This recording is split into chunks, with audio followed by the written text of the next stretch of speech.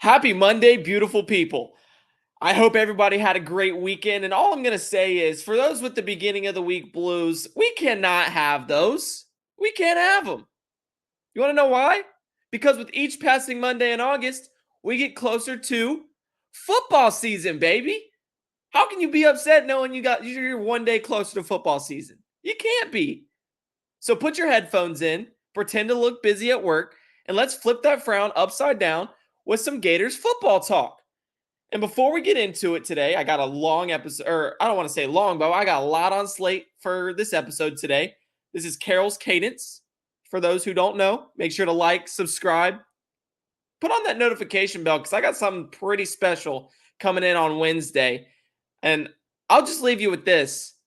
We have our first guest in show history, and it's one you won't want to miss. But I'm your host, Brandon Carroll, and I say, let's just go ahead and get this thing popping, ladies and gents. We got what could be a long one because we got a lot of topics. So just buckle in, look busy, and enjoy the Monday because, like I said, football season's coming. Yeah, man. That's all we're talking about. That's all we're talking about. Football. It's almost football season. And for the first time in nearly a decade, the Florida Gators have made it even more fun in the leading up to the football season because they opened their gates on Saturday. They said, hey, for the first time in nearly a decade, we're going to open our gates. We're going to let y'all come and look at what the progress this team has made this offseason, where we're at, and where we still have to go before August 31st when we head to Salt Lake City, Utah. There was an open practice at the University of Florida inside the swamp, inside Ben Hill Griffin Stadium. Open practice. First time in a decade. And while I wasn't specifically able to be there in the flesh, I had to go there, go to Tennessee for my future brother-in-law and sister-in-law's wedding shower. Shout out to Zach and Gabby. But I had boots on the ground. I talked to multiple people that were at that practice that were in that extended viewing session. And one of them included my coworker, Zach Goodall, over at allgators.com. He's our publisher. And I know there was some mixed reviews on the internet, on the Twitter, but I heard more positives than negatives. Now, I'll be the first one to tell you, I think Florida experiences some growing pains this year. I do. I think that the rebuild effort is still in full effect. So I'm not going to lie and say this team's contending for, like I said in episode 1, a national championship, an SEC championship, even an SEC East crown. But and it might very well get worse before it gets better in 2023. So I don't want to put too much credence into one practice because, I mean, if you watch either my last or the episode before that, I kind of went in depth into the myth or the myth of fall camp takes and how that can kind of sway people in one way or another, even though there's such a limited window that we get to see. So I'm not going to sit here and say just because we got to see a full practice, you can all of a sudden just make these takes off of one day. No. So I tend to stray away from those reactionary takes. But I want to say in a vacuum, Saturday proved to be the biggest dose of hope for the Gators to be better than that 6 and 7 status of years past than we've seen at all. I mean, obviously the sample size was larger than what we've seen. So it's not necessarily something that hasn't been happening, but it was the first time that we really got to see each individual piece work, outside of just routes on air, outside of just, working in sleds. We got to see one-on-ones. We got to see 11 on 11. And that can tell a lot. That can tell a much bigger story than just the, 15-minute window that media is allotted that then, like I said, gets filtered into social media and becomes even shorter. So I want to break down this fall camp practice in 4 parts. I'm going to do it in 4 parts. Buckle up. Let's get into it. First of all, what we kicked off our show with, the inaugural episode of Carol's Cadence, was specifically, there were a few different points, but one of the main topics was that quarterback battle that Florida had going on. And I came out and said that Graham Mertz was head and shoulders above the pack. It was more of, them trying to create healthy competition in camp before they eventually named Graham Mertz the starter. And let me just say, that was proven on Saturday. His place as the Gators starting quarterback is all but announced at this stage. It hasn't been it's not official, but it's official. It's unofficially official. Cuz we the people I've talked to saw the control that he had on the offense, and it was different from everyone that was taking snaps with the first, second, or third team. His control on the offense, his experience, his understanding of the offense, ability to get guys in lined up, ability to just make the offense tick at a rate that looked as if it was highly functioning was unparalleled. And honestly, it might be even unparalleled to what Anthony Richardson was able to do last season. Now, obviously, Anthony Richardson had great success at points, and then he had times where he struggled. I think Graham Mertz is not going to have as high of highs, but there's potential he doesn't have as low of lows. So you just look at what this team needs, and if he's able to manage the offense the way that he did on Saturday, Florida's in a great spot. I think there's more conversation right now about what the backup spot's going to look like than what the starting spot's going to look like. Because right now, I would personally, just based off what I've seen, what I've heard, Max Brown is my QB2. And I think he's Florida's QB2 at this point. He took snaps as if he was the QB2. He got the amount of first team reps that would suggest that he's the QB2.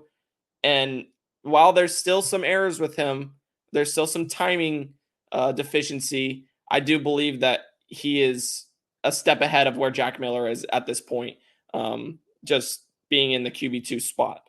And I know I've laid out some caution for this quarterback room and kind of said, Florida is not going to bring in a guy that has 32 career starts to not play immediately. And that's right. Mertz solidified that on Saturday. He, in this practice setting, really showed his ability to command an offense, like I've said. He's been told that his job is to make throws consistently, take care of the football, and just keep this offense steady, keep this offense afloat. And he really did that on Saturday. I thought just, from the clips I seen from who I talked to, he exceeded expectations.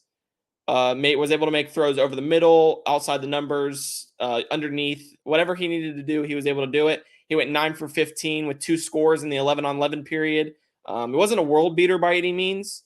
And there's never going to be a time where I'm going to sit back and say, yeah, Graham Mertz is going to win the Florida Gators games. But he showed the competence to do what's asked of him on Saturday at an effective rate, at a rate that would aid Billy Napier's offense to move and to churn out yards the way that they want to. Because this is going to be a control the football team. This isn't going to be a team that beats you with the big play, has, a minute drives or, two plays for 80 yards, anything like that. That's not going to be what this team is. This team is going to be the 15 play drives, just continuously churning out yards, trying their hardest to control the clock against every team that they play. And I think that what he did on Saturday, if he's able to replicate that and make it a consistent thing, they're going to be able to do that at a rate that I believe is more than I previously thought, than I thought just even right before this this kind of camp period started. That's what Florida's looking for him to do this year. They're looking for him to make the strides needed to just control the game. And he looked to be able to do that on Saturday. He looked to be able to have a firm grasp on the offense, its objectives, having everyone in place, and just managing the game. And it just ticked better under his leadership. The offense just, like a clock, it was just ticking. Second by second. Not moving too fast, not moving too slow, just doing enough to remain steady, voiding mental errors, etc. So because of that, especially compared to the other two guys, Graham Mertz is your guy. And the offense is going to be limited. I'm not going to sit here and say that he's going to be able to make the deep throws. He's going to be able to kind of drop one in the breadbasket the way Anthony Richardson was last year, because we know Napier likes to target deep down the field. It felt like at points last season it'd be run on first down, run on second down, deep shot on third down. That was a tendency of Billy Napier, and it came pretty consistently. But now we're looking at a guy that there might be limitations with him pushing the ball 30 plus yards downfield. So you're going to keep everything 25 yards and below, which was what the case on Saturday. And you're just going to have him control the offense, make the routine short and intermediate throws, and take care of the football. And if that means the offense is ticking at a high enough rate to have the entire team exceed expectations, that's what Billy Napier is looking for. And for the first time, really, on Saturday, I think that was shown for just in general. That was the first time it was shown. It was kind of we were put in a position to now see that this is a possibility. That wasn't the case a week ago, even Friday, because we just hadn't seen him outside of the spring game. And the spring game, there were a lot of downs. There were a lot of negatives. And so now you're seeing a team starting to come together a bit more. Like Derek Wingo said, this is a team that is better connected than a lot of teams we've seen in the past from Florida, at least the ones he's been on. And if Graham Mertz is kind of the leader of that, that could mean a lot of positive for Florida's offense in 2023. And number two, speaking of offense, the emergence of what could be one of the best, one of the top targets on this team this year. Obviously, Ricky Pearsall is going to be that leading wide receiver. But then after him, you sit back and you're like, all right, who's going to be the next guy? And on Saturday, it looked as if Marcus Burke, the boy out of Duval, out of Jacksonville, Florida, he's over here kind of making his mark. He's arguably at the top of the list to be a standout this year, a breakout this year. And the talent flashed on several occasions in 11 on 11. I know he hasn't seen much action in the past, but you look at what he was able to do even in the small sample size that he's received, and he's shown that he can be a deep threat. He's shown that he can take the top off of defenses, but now he's showing evidence that he can develop into a possession receiver on a team that needs more possession receivers, on an offense that's not going to be able to take as many deep shots, a reliable pass catcher. That's perfect for Florida. That's perfect for Marcus Burke, because we all know he's talented. We've seen it. He's flashed it in game. South Carolina is the biggest example a few years ago when Emory Jones hit him down the middle of the field on a huge gain. He brought it in, and that was really all we've seen of Marcus Burke. We saw a few times last year where he'd get the ball in the flats. Didn't really make much work, but if he can be that possession receiver, he's not going to create a lot of separation. That's just not the type of player he is. But if he can just get a little bit of space, find space, and be that reliable, sure-handed pass catcher, which he's starting to kind of prove that he is, I think that he's a legitimate contributor on the boundary for Florida this year. And sure, Caleb Douglas is always going to be an option. I think they believe he has a very high ceiling, which I see it too. He'll start week one over Burke. He'll start most of the year over Burke, at least half the season. But what Burke brings to the table, there's concerns of Douglas. Burke did not drop a pass on Saturday. He did not have any points where it looked as if the ball was kind of being squeezed out of his hands or, flying through his hands. Caleb Douglas has had that be a knock on him since he arrived at the University of Florida. And I know he's transitioning, he's still getting used to the wide receiver position, played quarterback in high school. So he's trying to kind of transition into this role, and he has a lot of expectations in doing so. But those concerns of his hands and just being able to catch the football, being a reliable pass catcher, that's still a question mark, because we know he can route run. He shows the ability to route run. He can create separation at the top. He's growing as a blocker, but can he simply just catch the football? I don't think I've seen enough telling me that he can be reliable in doing so. In fact, I'd say that it's almost the opposite. I've seen him drop more balls and just the limited time of practice I've been able to watch, and then again on Saturday, that than the entire rest of the team in general. It's concerning. And it's increasingly concerning as it continues to happen. And like I said, we know he's talented. The coaches know he's talented. His teammates know he's talented. He knows he's talented. Everyone watching knows he's talented. We can see it. It's not invisible. You know when a guy's a guy. But when the ball's sliding through his hands, as often as it does on an offense that will likely have to take advantage of every opportunity it receives, 3rd and 4, you need to get 4 yards. Caleb Douglas goes out for a 7-yard reception. Ball flies through his hands. Got to bring on the punt unit instead. Florida can't afford that this year. Florida's got to take advantage of every opportunity they receive. I don't care how good Graham Mertz can be. I think there's some question marks regarding Caleb Douglas. So the ball sliding through his hands on a team that is kind of going to be taught to cherish these chances they receive, not ideal at all. And as a result, it brings Marcus Burke a path to assume a larger role. Because, like I said, he may not possess that same ability to create separation at the top or route run, but if he can just be a guy that is consistent and continue to have the quarterbacks be comfortable in him, because it looked like each guy that he played with was very comfortable throwing his way, very comfortable making plays to Marcus Burke, putting the ball in his hands on the boundary over the middle of the field on a comeback route, which was probably the best throw of the day by any quarterback when Mertz hit Burke on the sideline for an 11-on-11. During the 11-on-11, I should say. It was the catch of the day. It was the pass of the day. But it's a give and take that Florida's going to have to weigh when we get into the season. And we know that Burke has that home run hitting ability.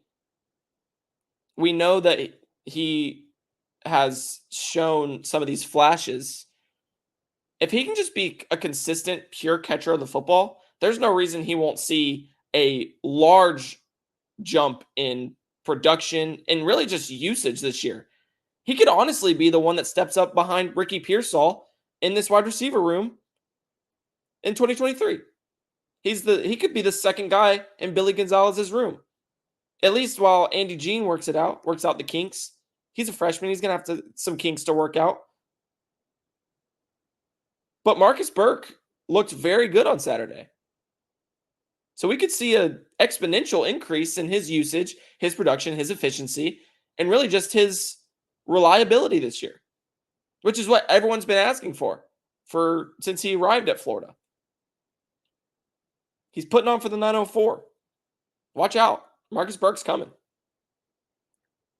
And then number 3 of my 4 points that I wanted to make from just hearing what I heard from practice, seeing the clips I did on the internet. Unfortunately, I wasn't able to make it, but I will be there the rest of the year. Anytime that they have anything, I'm going to be in tow, in the flesh, in person, dialed in. But number 3 is not necessarily a praise. The other 2 have been praises. This one is one of the concerns. Another, obviously I kind of highlighted Caleb Douglas's concerns, but this is a pure concern, and it starts on the offensive line. Games are won in the trenches.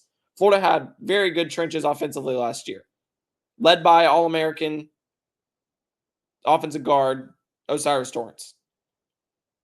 And this is a position we've also discussed kind of in depth on here, at least the position battles that are going on. But it's in a unique situation right now because they're having to replace 4 starters. Kingsley Eguakun at center is the only player from last season, a team that was one of the best rushing attacks in the nation, one of the best yards per carry in the nation, one of the least sacked teams in the nation. 4 guys are now going to be new on this offensive line. And obviously, you're going to have guys that contributed last season. Austin Barber's the left tackle. Richie Leonard can play either guard spot. I've heard some recent rumors about him sliding to left guard and having Micah Mazuka at right guard to kind of balance out the line of scrimmage. But it's replacing 4 starters. It's dealing with preseason attrition due to lingering injuries or newfound injuries. And as a result, it's showing a glaring lack of depth.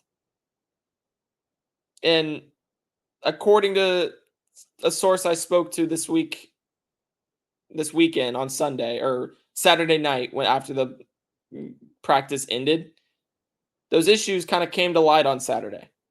I was told they got pushed around and that meshing process, because of all the moving pieces, the guys plugged in and taken out, the Keontae Goodwin coming in and kind of making his mark, but then he's out because of family issues before this fall camp gets underway. It's taken longer than expected. And I'm not going to sit here and say it's necessarily a shock because we've seen those pieces move in and out the lineup since February. We've seen Michael Mazuka not be able to perform, and he's supposed to be one of their main guys on that front. But I'm also not going to sit here and say that it's not a concern because it is. This is a potential weakness in this offense. Florida's built on running the football. This team is going to be, their success is contingent on their ability to run the football to establish the ground game. And we know how talented Montrell Johnson and Trevor Etienne are. So on a grand scale, they don't have to be elite, but they do have to produce in a way that allows this tandem in the backfield. And then obviously you got Cam Carroll in there as well, performing at a rate that suggests greater success or just even coming close to replicating what they did last year. They need it. They need it this year. And you're not going to have a quarterback in Anthony Richardson who can supplement that rushing game this season. It's reliant on that tandem in the backfield. And so with the offensive line getting pushed around, obviously against the defensive line that I'm very high on, 4-deep rotation and Cam Jackson and Caleb Banks, Chris McClellan, Desmond Watson, 4 monstrous human beings in that, especially on that interior. Not to mention you got a Princely Monmielen on the edge. It's a very good defensive line to be practicing against. It's an iron sharpens iron scenario here with this Florida offense, or with this Florida unit, this offensive line, defensive line back and forth. But there has to be signs of kind of making strides, being more than what we've seen in previous years when Florida's had to make offensive line adjustments. Because when Florida's had a good offensive line, it's usually because it's experienced in the last 7 years, 8 years. Experienced offensive line. You go and look at 2018, great rushing attack. Replaced a lot of those dudes in 2019. Wasn't as good rushing attack. Had to win through the air. 2020, not a great rushing attack. 2021 came, rushing attack was a lot better, but you had a lot of dudes that were performing at a higher rate. 2022 comes in, Florida not necessarily has guys and experience in their system, but you have 4 guys that have played a lot of football. And then Kingsley Eguakun, Michael Tarquin on the right, in the right tackle spot, he played a lot of football. He played in reserve, but he still played a lot of football. Osiris Torrance played a lot of football. Eguakun was coming off his first year as a full-time starter. Ethan White getting plugged in for the first time, but he's played a lot of football. Richard Garage was a guard that switched out to tackle. A lot of football. That matters. Now you're going to get an offensive line that, sure, there's guys that played a lot of football, but you still need to kind of take that step in the right direction of, okay, what can Florida do to kind of make sure that this unit meshes very quickly? And we just didn't really see that on Saturday. Now, when Mazuka and Lindell Hudson get back into this lineup, I think that it's going to be better than what it showed on Saturday. But the push that was created by the defensive line definitely creates some concerns. Because Florida's still got to play Georgia. Do it every year. Florida's still got to play Florida State. Florida's still got to play LSU. Some And Florida's still got to play Kentucky. Kentucky's always dominant up front. Kentucky's always physical. So if they're not performing in a way that suggests having that success, having that ability to kind of bring out the best in just one-on-one scenarios with the kind of, this offensive line, defensive line dynamic, like the way they did on Saturday, it could be a long season for Florida's offense. And that's just another knock on an offense that we don't really know a lot about. And like, we know what it's going to look like, but we don't know how consistent, how successful it will be. And I think a lot of that is contingent on this offensive line. And then number 4 of this camp review type thing, open scrimmage review, was there's going to be a lot of freshmen that play, a lot of young pieces that are going to step onto the field for Florida this year immediately. They're going to have to be ready to rock. Andy Jean, Eugene Wilson, Jakeem Jackson, Dijon Johnson, Jordan Castell, Treon Webb, Sharif Denson, all of them flashed. All of them showed they can perform at a high level.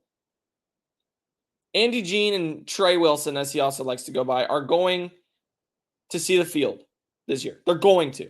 There's no doubt about it. It probably comes week 1. Jean's going to be in that traditional wideout setting out wide on the boundary, kind of looking as if, he's already cracking that rotation, which he will. He's cracking the rotation on Florida's wideout spot. But then you got Wilson, who's going to, he's still relatively new just because he didn't early enrolled late. He's going to get manufactured touches, which could come as early as week 1. They're going to try to get him in space because he's dynamic with the football in his hands. There's no reason not to let him work out of the slot in relief of Ricky Pearsall while he continues to accumulate knowledge of actually working in the offense to just get him the ball on a swing pass. Let him come around for a jet sweep and take it. He can play in that Xavier Henderson role of last season and be 2 times better than what Henderson was, because Henderson isn't a lateral mover. He's not a shifty, I'm going to make a man miss and get upfield. That's not how Henderson works. Henderson is a straight line wideout that was a square peg in a round hole. Wilson is what Florida wants and needs at that spot. Jakeem Jackson, he'll operate in Florida's 4 deep in the cornerback room. Impressive instincts for a freshman. Unparalleled instincts from what the Gators have seen in previous years. Dijon Johnson, another one. Talk of fall camp. 2 pick sixes in his first practice with Florida. Seems pretty good, right? Yeah, seems solid. Jordan Castell, candidate to play at safety. Florida's going to have a lot of rotation at safety. One of the 2 freshmen are going to have to play. It's Moten, Miguel Mitchell, Kamari Wilson, probably Jordan Castell. And you'll see some Bryce Thornton in there as well. Potentially a 5-man rotation at that safety spot this season. But the one I think a lot of people will be surprised by playing and seeing the field as much as he does this year is former Bartram Trail high school cornerback Sharif Denson. There's a route for him to see the field much quicker than a lot of people expect right now. Much quicker than most people anticipated when he signed with Florida. And I've known Denson for a while. I went to school with his brother, Nasir. Played Pop Warner with his brother. I've known Sharif since he was in middle school. Obviously, I didn't know him like super well. But, Nasir would bring him to play pickup basketball at local courts. I wasn't super tight with Nasir, but he was always cool. So I've gotten the opportunity to see Sharif in an athletic setting for a while. And I'm not going to sit here and lie to you and say like, oh, I thought he was going to be a Division I football player. No. But I could tell the kid was athletic. He was uber athletic even when he was little. And I think that's showing, and that has the potential to show for Florida this season. I'm not going to say he's going to sit here and he's going to get a ton of burn this year. He's going to take over a starting spot like a lot of the other guys could potentially do. Because Jaden Hill since switching to that nickel spot, is going to get a ton of snaps for Florida at star this year. Jadarius Perkins is probably going to start the season getting the rotational snaps there. But when I say Sharif Denson is the future at this star position, I mean it. He's the future of this star position. Because the nickel cornerback spot is the hardest spot to play in football, just from a physical perspective. Because not only are you playing against top tier athletes that seem that they're only getting better and better each year, but you're playing as a guy that has to possess traits of both a safety and a cornerback, and have to put it together on every single play. And because even in the way that Florida's defense operates, by playing in a nickel setting, obviously you're adjusting for the current style of passing in the NFL or in the collegiate game, NFL obviously as well. Passing is the name of the game. Air attack is the name of the game. But in doing so, you're taking away one linebacker to be able to stop the run. You're losing a linebacker to help and run support on early downs. So you have to have a guy at star that can kind of work downhill and make open field tackles at an effective rate on early downs to kind of thump heads in open space when needed. But at the same time, you're asking them to always be ready to work one-on-one with the best athletes on the field. Because you look around college football, you look around the NFL, teams' best players, teams' best playmakers are no longer sitting in the backfield or out at X receiver. They're working out of the slot. They are. You don't believe me? Who's Florida's best playmaker? Take a second to think about that. Ricky Pearsall. Probably Ricky Pearsall, right? Where does he work? Predominantly out of the slot. Justin Jefferson, where did he make his money? Out of the slot at LSU. He still runs a lot of the slot for the Vikings right now. Probably the best receiver in the NFL. In my opinion, he's head and shoulders the best receiver in the NFL. He was working out of the slot in 2019 for arguably the greatest football team of all time at the collegiate level. He was Joe Burrow's number one weapon when they had Jamar Chase and Terrace Marshall on the outside of him. Ohio State first rounder Jackson Smith-Njigba, when he was there with Chris Olave and Garrett Wilson, out of the slot. Garrett Wilson came out and said Jackson Smith-Njigba was probably the best one of the three. Playing out of the slot. And then you got guys like Georgia tight end Brock Bowers, probably the most dynamic football player in college football this year. He worked out of, you guessed it, the slot a lot in 2022 and will probably do so again in 2023 because they try to create mismatches. They try to be able to utilize skill sets in a way that allow them to operate at the highest level possible. There's a lot of different molds that are going into the slot. A lot of different skill sets are going into the slot. Offensive coordinators are trying to be creative, trying to create mismatches, trying to allow them to create separation. And it's working. It's working. That's how football has evolved in years past. The slot has become so important because it can create so much space for a guy because he's not up on one sideline having to work across the field. He can still work over the middle or he can wrap back around to that boundary, but he has so much room to work with on either side. And you're asking one player to kind of, a lot of the time, stop that. And offenses are doing it because they, one, know how hard that nickel's cornerback position is and trying to take advantage. And like I said, a lot more space for your best playmakers to work. So you need a prototype for the position. You need to recruit the position specifically.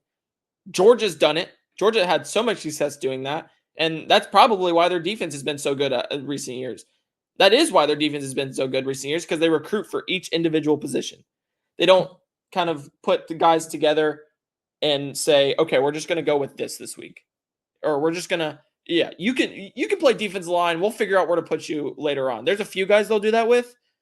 But for the most part, they're looking across the board and saying, he's our star. And Florida did that this year in the 2023 class with Sharif Denson. They said he is our star position in the future. He is the guy. He's an embodiment of the type of player you want at this spot, because there's not many. You can't move just any guy to this spot. We've seen it in years past. Florida struggled in having outside corners moving in or safeties moving down. Sharif has the ability to probably be the best piece they've seen since Chauncey Gardner-Johnson stepped into the spot in 2018 and then ultimately end up going to the NFL because he had such a breakout season for Florida during that campaign. And there was a point on Saturday where Sharif showed that ability. And I'm going to pull this clip up for y'all real quick. I want to give y'all the ability to just see what I see when I watch Sharif play. Because, and I'm going to pause it real quick, but let's take a second to understand that Sharif is operating against Trey Wilson, who, if you know Trey Wilson, shiftiest player on the field at all times. He is the most, while Ricky Pearsall is their best playmaker right now, Trey Wilson's going to be their best playmaker next season. Or arguably, he could find that just in terms of being able to be dynamic, be a home run hitter. I think Trey Wilson is that next man up, especially in the slot. So you have guys like him that Sharif is going to be working against, but the patience and the understanding of not allowing Wilson to dictate where he's going is beautiful football. It's beautiful football because you watch, he lets Wilson get almost all the way into him. Obviously, he mirrors his footwork.